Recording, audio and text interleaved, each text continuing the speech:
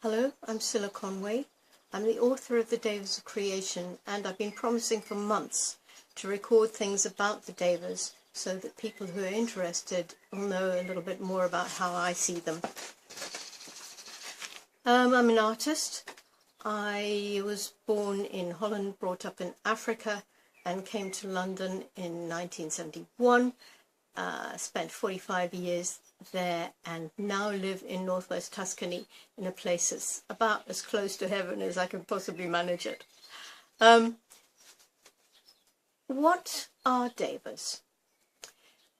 People have heard of angels. They're similar to angels. In fact, they're all the same sort of beings. And they're all energy and they all exist in different dimensions.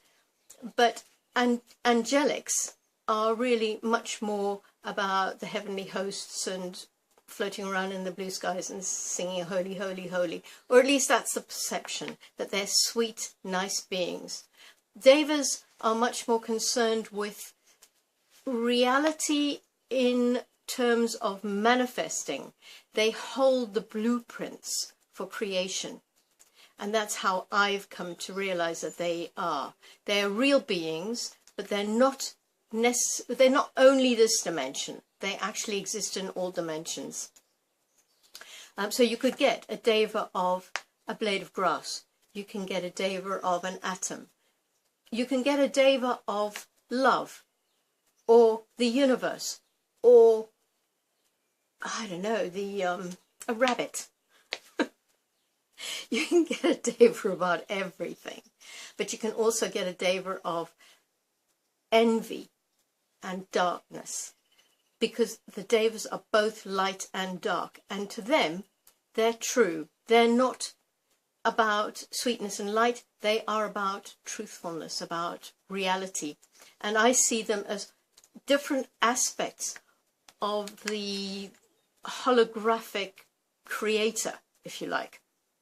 I will talk about this in more detail in another clip, but I wanted to just begin to talk about them and how I found them.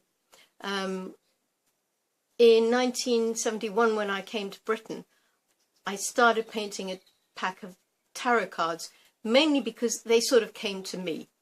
I got to know them, or at least I bought a deck and couldn't use it, so I started painting a very bad pack based on medieval art. And then about a year later, I started doodling. I was doodling one night and looked down, and I'd drawn the Fool, but a very different Fool. He was completely crazy, but for me, he was completely compelling. I'll show you. So that was the Fool. And it was like a call. Come and follow me. So I thought, at the time I was pretty depressed, and I thought, well, you know, why not? I'll just draw another one and see what happens. So I drew this one, the Magician, and he worked as well. So I carried on. And as I say, I was actually quite depressed at the time. I started doing therapy. The therapy unscrambled me, and after 8 years of therapy and 8 years of tarot painting, I'd finished the deck, and it was fantastic. But what had particularly stirred me was at the very beginning, with the Fool, I could almost feel the sun on my head. It felt like a Mediterranean sun. I could smell the herbs around him, and it was like the other world. Well, that's what I called it, the other world. It was like looking into a still pool and seeing a different world, but much more compelling, much more exciting, or at least it was for me. And that was what I wanted to get when I painted, and that's what I have painted ever since, these otherworld beings.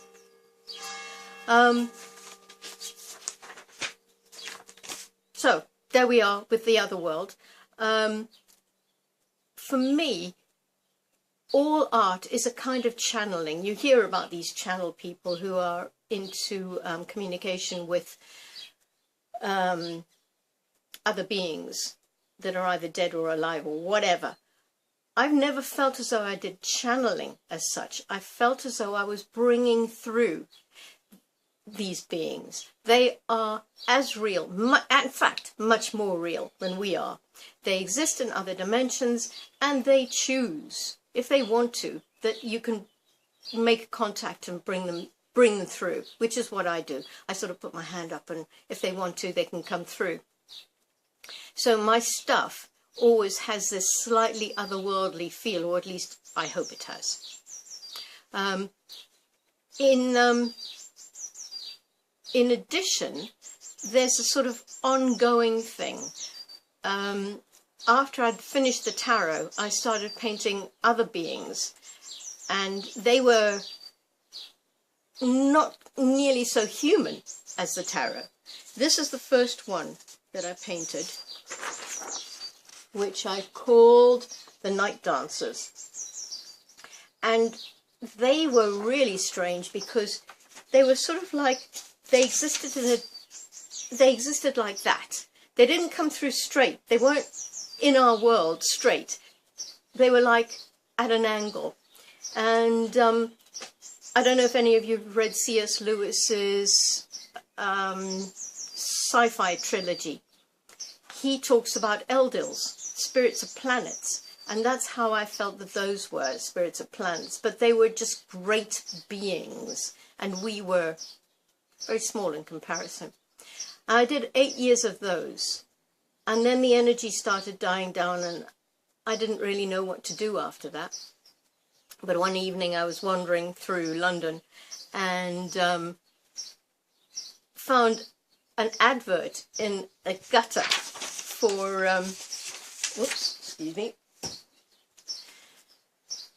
for an art degree, a part-time art degree in the evening, which I'd always wanted to do. Couldn't find one, but this one I got on. I did the degree. I actually got my honours degree at the end of it. Didn't do any painting while I was there. I did video. But when I finished, I had this degree. And then I could think about what else I wanted to do with my life. I'd always had a 9-to-5 job. And that was partly why I was so damn depressed when I was painting the tarot, because I couldn't actually see any point in being on Earth to work in a 9-to-5 job. But now I could actually think past that. And in 2002, it all started coming together. The Queen called one of her years the I can't remember what it was, Annus, don't know, forget it, but mine was the Annus Miraculous.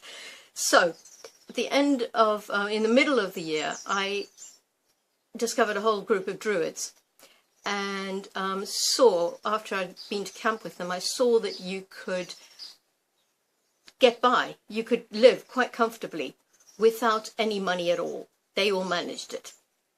So I came back after my first camp, and my boss said to me, "Cilla, you look miserable, what can I do for you?"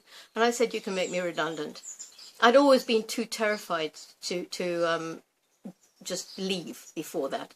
I just couldn't see any way of living like that.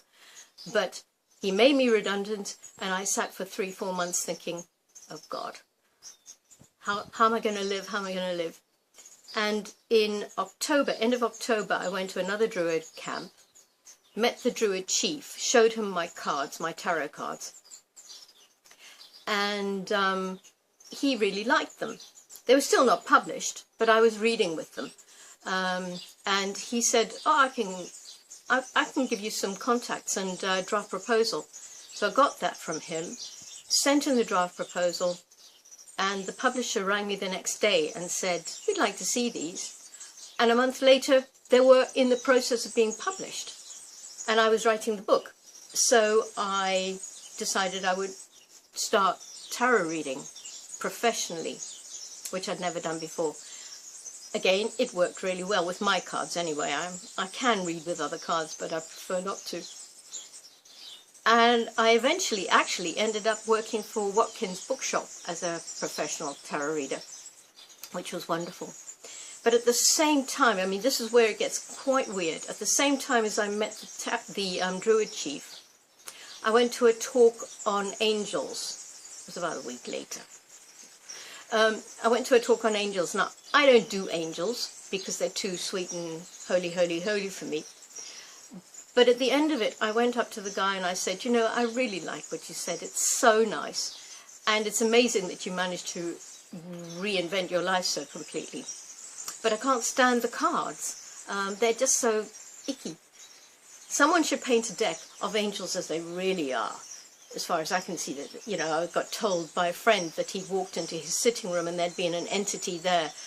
And it was so terrifying as well as so amazingly beautiful that he was shaking for a week. And I said, that's what I believe angels would be. Someone should paint a deck like that. And he said, well, go for it.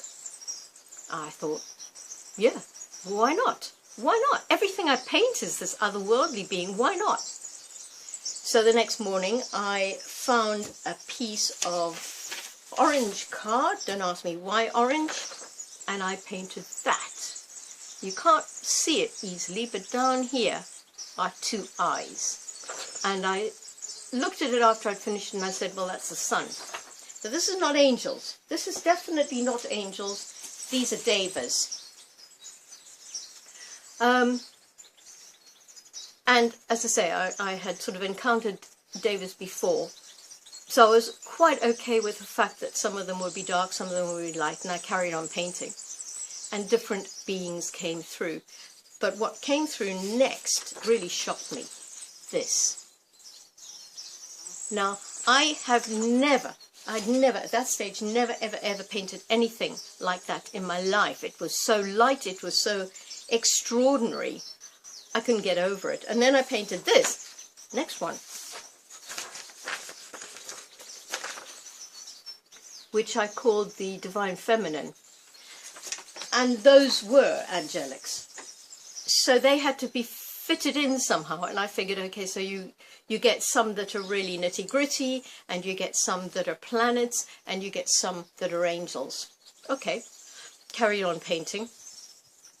And I wasn't planning anything. I was just painting. Anything that suited me, I painted. But after a while, they started making sense. You know, there were groups of them, like planets and pure energy and the actual energy before creation. So after a while, I started using a little bit of left brain thinking as well and put them into groups and made this deck. So there's 72 cards, 72 because I wanted them to be like the sounds of the universe, music of the universe. And that's the deck. Started using it. It's phenomenal to read with. I read with the tarot, in conjunction with the tarot. But other people use it purely for meditation, and they started buying them. So after a while I got them self-published, and they're now out as a self-published deck. What I feel about the Devas is that it is the story of creation, but it is about the connection. They're about connection with us, and we need to be about connection with them. You get huge benefits about this connection, because then you start getting in tune with yourself and in tune with the land. And I moved to Tuscany and live in this place like heaven because somehow I managed to manifest it. But if you can, start by just going out into the outdoors and connecting with the wind, with the sun, with the rain, then you're starting to connect. I'll talk about that more in the next clip, and hope to see you then.